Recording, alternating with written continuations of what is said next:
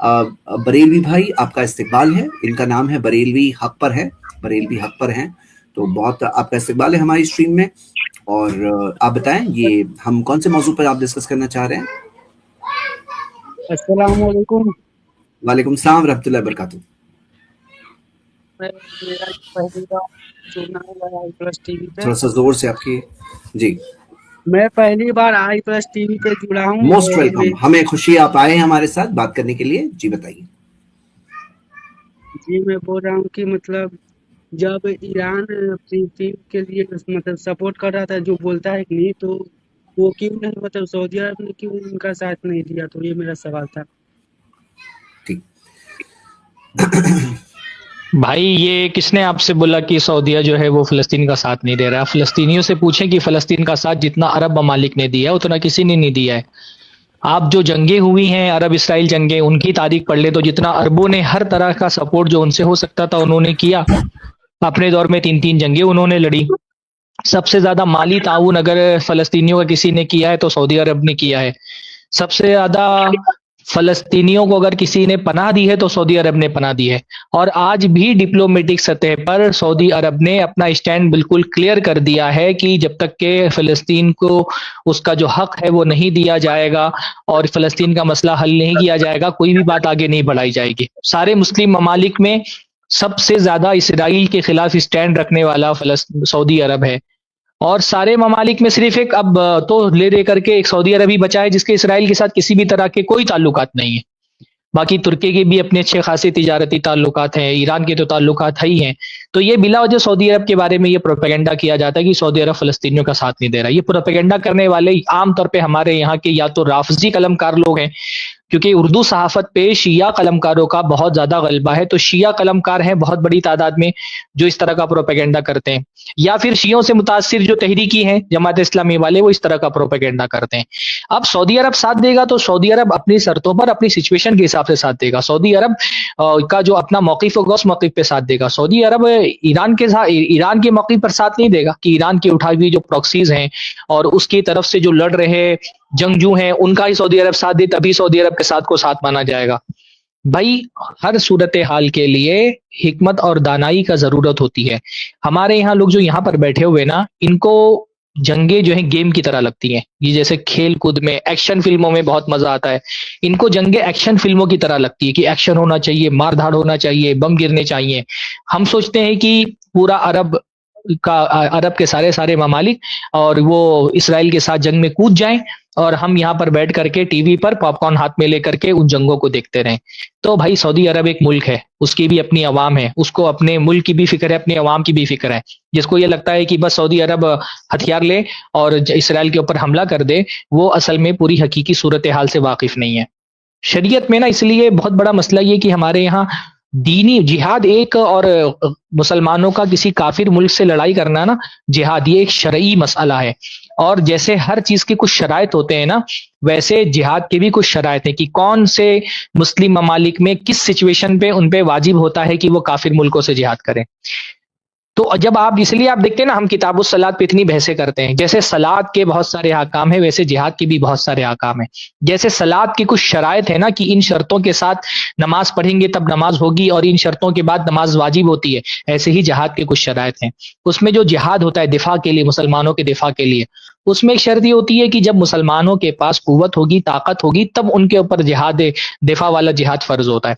अभी उनके पास अपने हथियारों के एतबार से उतनी ताकत नहीं है कि वो इसराइल का मुकाबला कर सके। 3 मरतबा उन्होंने मुकाबला किया और अपने हद तक उन्होंने कोशिश की फिलिस्तीन के मसले को हल करने के। अब उनको ये बात समझ में आ रही है कि इस मसले का हल डिप्लोमेटिक तरीके से निकल सकता है, तो सऊदी अरब अपनी डिप्लोमेसी के जरिए से मुसलसल हल निकालने की कोशिश में लगा हुआ है।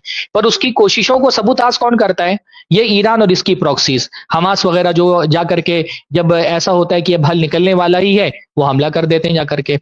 जो चीज बातचीत से सऊदी अरब मसला हल करने की कोशिश करता है, जब इस तरह के हमले होते हैं तो जो डिप्लोमेटिक सतह पर हल निकलने में आता है वो सब खत्म हो जाता है और मामलात फिर ये शुरू हो जाते हैं कि एक दो फुलझड़ी छोड़ देते हैं हमास वाले या इस जो ईरान के प्रॉक्सीज हैं, और बदले में फिर इसराइल उसको जवाब बना करके पूरे के पूरे गजा को देखिए उसने तबाह कर दिया।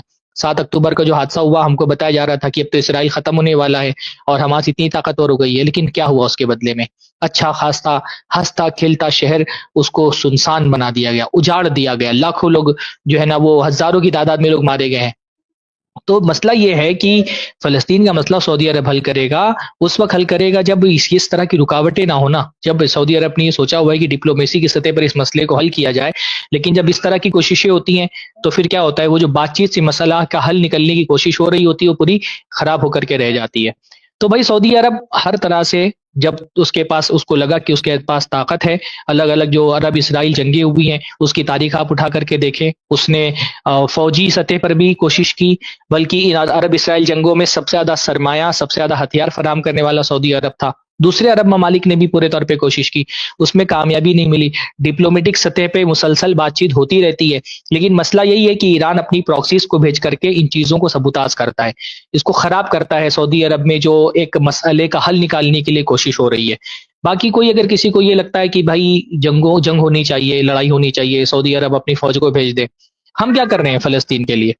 ہم چاہتے ہیں کہ سعودی اپنی فوج بھیج کر کے اپنے لوگوں کو قتل کروائے، اور ہم کیا کر رہے ہیں؟ ہمارا بھی کچھ ذمہ داری ہے کہ نہیں ہم پر بھی فلسطینیوں کی؟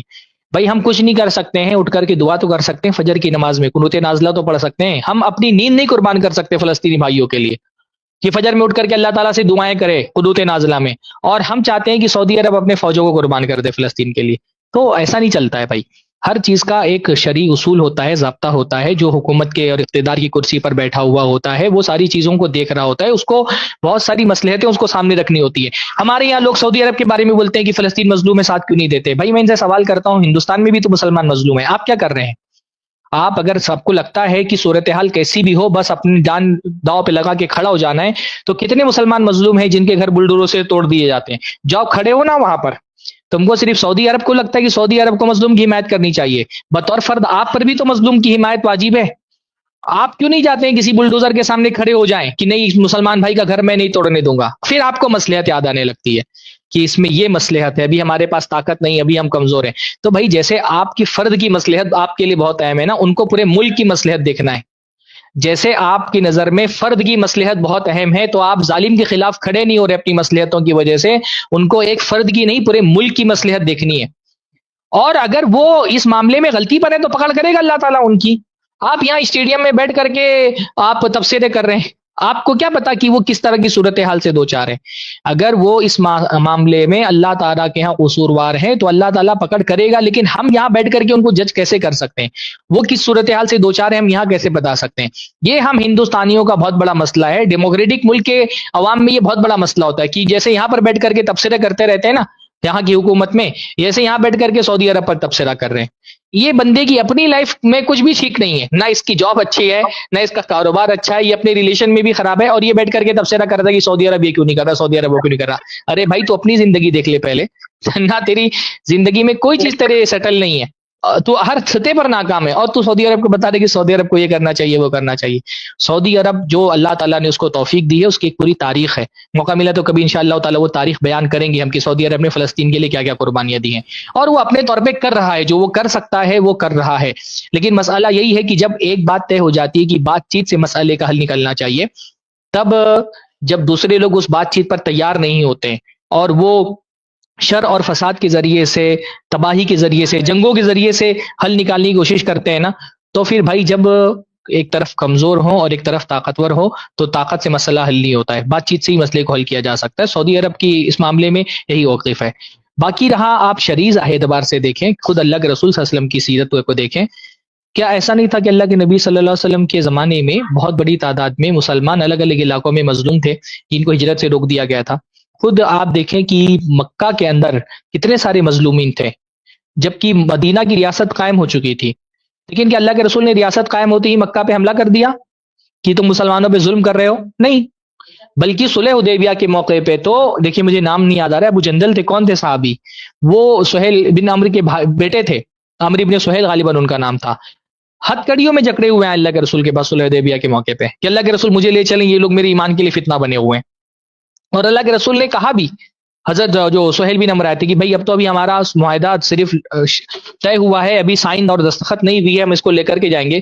تو انہوں نے کہا نہیں، آپ کیونکہ یہ صلح کر چکے ہیں کہ ہماری طرف کا کوئی بندہ آپ کے پاس جائے گا تو آپ لوٹائیں گے، تو آپ کو لوٹانا پڑے گا، بات تو ہو چکی ہے اس پر. اللہ کے رسول نے لوٹا دیا، ایک مظلوم مسلمان کو ظالموں کے ہاتھ میں واپس لوٹا دیا. مصلحت تھی، معاہدہ ہو چکا تھا.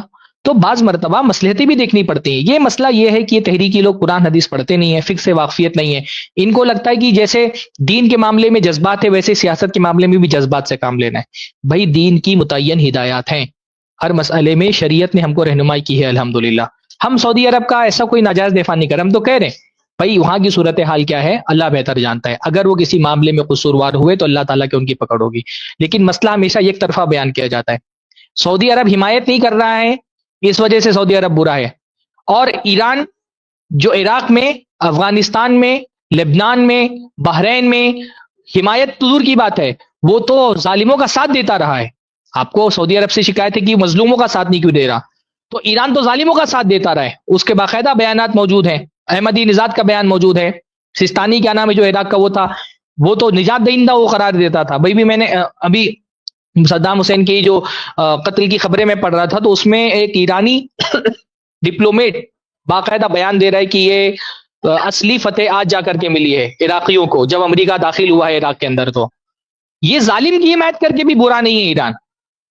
کیوں؟ عراق کا مسلمان نہیں تھا، فلسطین کا مسلمان ہی مسلمان ہے. عراق میں سنیوں کے خلاف امریکہ کی مدد کرنے کے باوجود بھی ایران برا نہیں ہے. افغانستان میں امریکہ کی مدد کرنے کے باوجود بھی سنیوں کے خلاف ایران برا نہیں ہے. تو بھائی انصاف کی بات کرو تو دونوں طرف سے بات کرو. اگر آپ کہتے ہیں سعودی عرب برا ہے کیونکہ وہ ظالم کا مقابلہ نہیں کر رہا، تو ایران تو ڈبل برا ہے کیونکہ وہ ظالم کی حمایت کرتا رہا ہے مسلمانوں کے خلاف.